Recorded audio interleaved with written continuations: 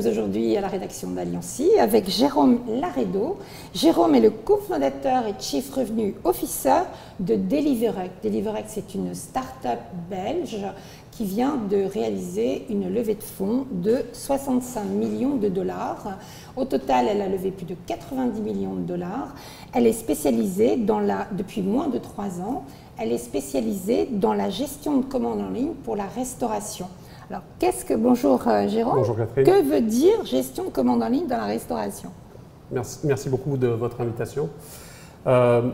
Donc voilà, Deliverect, on est une société qui a développé une plateforme, un logiciel qui aide les restaurateurs à améliorer leur présence en ligne au travers des différentes plateformes de livraison telles que Deliveroo, Uber Eats et Just Eat. Et ce que l'on leur permet de faire, c'est d'agréger l'ensemble des flux de commandes qui rentrent à partir de ces plateformes-là et de rentrer directement dans leur système de caisse, ainsi que de leur permettre de gérer tous leurs menus sur ces plateformes-là, à partir d'une plateforme, d'une seule et même plateforme unique. Et votre solution, elle s'adresse plutôt aux petits, aux gros ou majoritairement? Notre solution s'adresse à tout type de restaurateurs. On a des restaurateurs qui ont un restaurant, 5 restaurants. On a aussi des très gros tels que KFC ou Burger King. Mais on a une plateforme, on a une technologie qui peut être la même n'importe quel type de restaurant. D'accord. Puisque du coup, le business model, c'est en fonction du nombre de commandes passées sur votre plateforme que le restaurateur paie. Oui, tout à fait. En fait, on est un système, on fonctionne en mode SaaS. Donc, on vend, le restaurateur a un abonnement mensuel avec nous qui est dépendant du volume de commandes traitées par mois. D'accord. Et quelle différence entre le petit restaurant du coin et des plateformes comme KFC En réalité, il n'y a pas vraiment de différence. C'est-à-dire que leurs besoins sont les mêmes d'un point de vue gestion opérationnelle de la livraison pour leur restaurant. C'est-à-dire qu'ils doivent pouvoir être sur le plus grand nombre de plateformes possible pour pouvoir toucher la plus grande audience possible. D'accord. Ils doivent pouvoir, n'importe quel type de restaurateur qui est sur la livraison a une problématique de ne pas avoir, d'éliminer le plus possible les tâches manuelles autour de ça, c'est-à-dire de ne pas avoir à retaper une commande dans un système de caisse pour que la commande soit envoyée en cuisine. Que ce soit KFC ou la pizza du coin, ils ont besoin de faire le moins d'erreurs possible pour optimiser leur business. Oui, c'est un système en pyramide en fait, et vous êtes en haut de la pyramide, c'est ça? Oui, dans le sens où on agrège l'ensemble des flux et que l'on leur permet d'éviter le plus possible d'avoir des tâches manuelles qui vont amener des risques d'erreur en fait. D'accord. Et au-delà de ça, que vous soyez KFC ou encore une fois un petit restaurateur qui a 4 ou 5 restaurants, vous avez une problématique de gestion des menus. Parce que si vous êtes sur de multiples plateformes, vous devez gérer de multiples types de menus qui ont des formats différents, des besoins en termes de photos par exemple qui sont différents. Et donc nous, ce que l'on permet, c'est d'avoir, pour le restaurateur, c'est d'avoir un seul endroit où il peut gérer l'ensemble de ses menus, voir la performance de ses menus sur les différentes plateformes, avoir son reporting centralisé. Ces besoins-là sont les mêmes finalement que ce soit un grand ou un petit. Mais ce que vous me disiez aussi, c'est qu'il y a une diminution de 80% des échecs de commandes. Ça c'est intéressant dans le sens où du coup, s'il y a quelque chose qui n'est plus disponible, en fait c'est en temps réel. Oui, en effet, en fait une des plus grosses problématiques de la restauration en ligne, c'est de se retrouver avec un client qui a commandé quelque chose qui n'est plus disponible. Si vous n'avez plus de burger au poulet, vous n'en avez plus. Si vous avez des clients qui commencent à en commander, ça devient vraiment, en quelques minutes, vous pouvez vous retrouver avec un chaos énorme. Et donc, une des choses que l'on permet, c'est que les menus soient mis à jour dynamiquement, dépendamment de la disponibilité des produits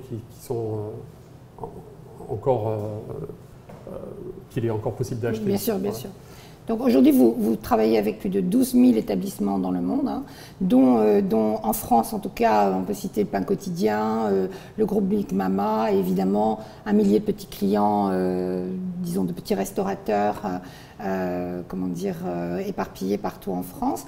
Justement, quand vous travaillez avec des marques également comme Unilever, ça veut dire quoi en fait exactement pour vous? Bon, le projet d'Unilever est un petit peu différent parce que c'est un projet, Unilever, ils ont des marques telles que Ben & Jerry et les glaces Carte d'Or et ainsi de suite. Enfin, ils possèdent des tas de marques. Et en fait, Unilever a eu comme projet de créer des magasins directement sur Deliveroo, Uber Eats pour que les gens puissent commander des packs de glace. Oui. Et donc, encore une fois, on leur a permis de gérer ça de façon centralisée, de s'assurer que la gestion des stocks était bien faite aussi, parce que pour eux, ils doivent pouvoir réapprovisionner tous les points relais, qui sont créés. Et donc le savoir quasiment en temps réel, parce que ce qu'ils veulent vendre surtout, c'est ce qu'ils appellent des bundles, c'est-à-dire que vous commandez 3 packs de glace, fraises, chocolat, et donc si un des éléments du bundle n'est plus disponible, ils ne peuvent plus le vendre. Bien sûr.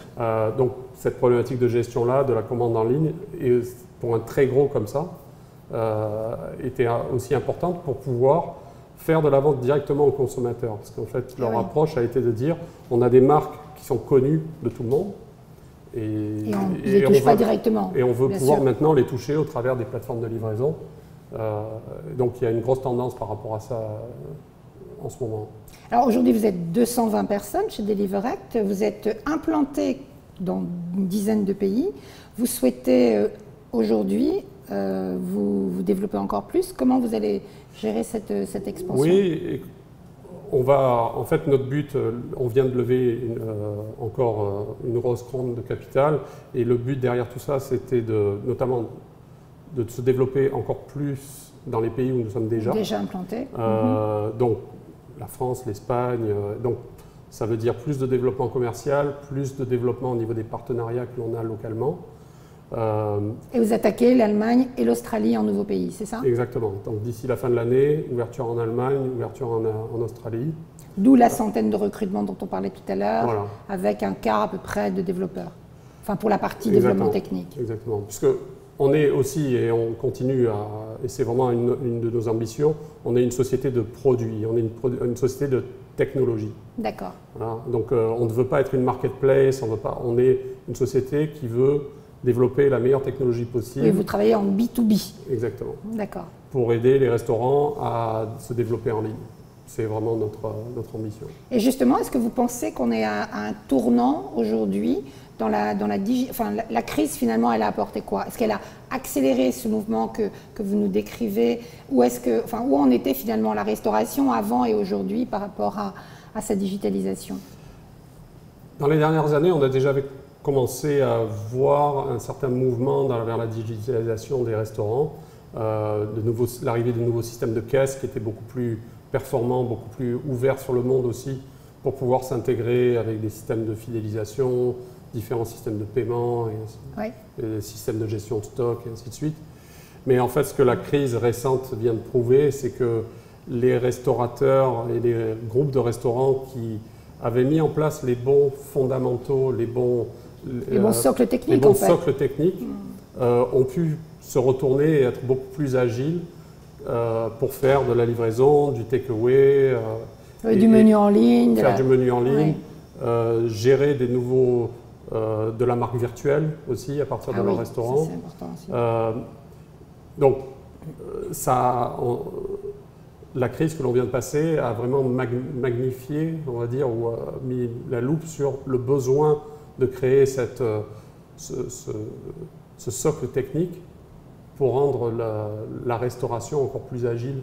Et puis la multiplication des marques, finalement complexifiant la gestion, imposait d'avoir un système unique pour le faire, c'est ça? Oui, tout à fait, parce que une des tendances que l'on a vues dans la dernière année aussi, dans les derniers 18 mois, c'est le développement par les restaurateurs de marques virtuelles. C'est-à-dire, c'est l'idée qu'à partir du même restaurant, si vous faites de la pizza, vous pourriez aussi avoir une marque de pâtes et vous pourriez aussi avoir une marque de salade. Oui, et comme le burger peut faire du hot dog et autres. Exactement. Et tout ça, L'idée, c'est de pouvoir optimiser une cuisine. Finalement, vous avez un actif qui est une cuisine, vous avez des cuisiniers qui sont là 14 heures par jour. Plus ils travaillent, mieux c'est, ça que vous voulez dire. Plus ils travaillent, mieux c'est. Et de toute façon, des livreurs peuvent. Vous avez un restaurant qui est un emplacement physique dans un endroit avec un grand volume de population. Donc, à partir du même restaurant, vous pouvez développer de multiples marques. Ouais, et ça, on l'a beaucoup vu, des restaurateurs qui ont, à partir de la même adresse, qui ont 4 ou 5 restaurants référencés virtuels sur Deliveroo ou Uber Eats. Et on a également parlé des dark kitchens. Alors, quelle est la logique des dark kitchens par rapport à vous? Les dark kitchens étant des cuisines sans restaurant, en fait, c'est ça? Oui, sans devanture, en fait. Voilà, sans devanture. Et bien souvent, l'idée de la dark kitchen, c'est de pouvoir optimiser au plus possible la production de nourriture dédiée à la livraison dans des environnements où la base de coût est bien moindre par rapport à avoir un restaurant sur une rue passante. Donc, c'est de l'industrialisation, on va dire, de la nourriture à emporter. Certains groupes de dark kitchen ont essayé de développer leurs propres marques, que ce soit des marques de poulet frit ou de Pokéball, ou ainsi de suite, ou vous avez des dark kitchen où ils ont attiré des marques existantes. C'est-à-dire que, par exemple,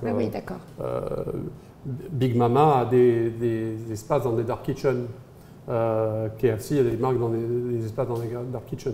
Parce que c'est important aussi L'idée aussi de la dark kitchen, c'est de pouvoir avoir le plus possible, avoir un rayonnement le plus grand possible. C'est-à-dire avoir des espaces dans des zones de chalandage conséquentes. Ouais, okay. Voilà. Oui, ils ont finalement la même logique que le petit restaurant, c'est-à-dire d'optimiser au maximum leur outil de production qui est leur cuisine et de toucher un maximum de gens autour. Oui.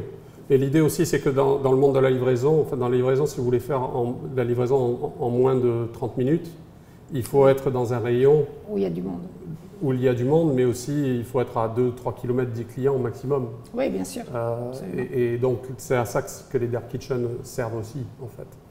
Alors, vous êtes aujourd'hui à 1 millier de clients en France. Votre objectif, c'est quoi dans l'année qui vient? C'est de doubler ce millier de clients? Plus que doubler, on espère. On a une croissance actuellement, on a une croissance de 25 à 30% par mois, donc on se développe extrêmement vite dans tous les marchés. On a l'ambition d'ici 3 ans d'avoir à peu près 100 000 clients dans le monde. C'est 12 000 aujourd'hui? Actuellement, on a 12 000. Ah oui, 100 000 dans le monde, d'accord, ok. Voilà, donc objectif 2024, 100 000 clients dans le monde. D'accord. Ok, voilà. Écoutez, merci beaucoup et merci à vous de nous avoir écoutés. Puis merci bien de l'invitation. Bon appétit. Merci beaucoup.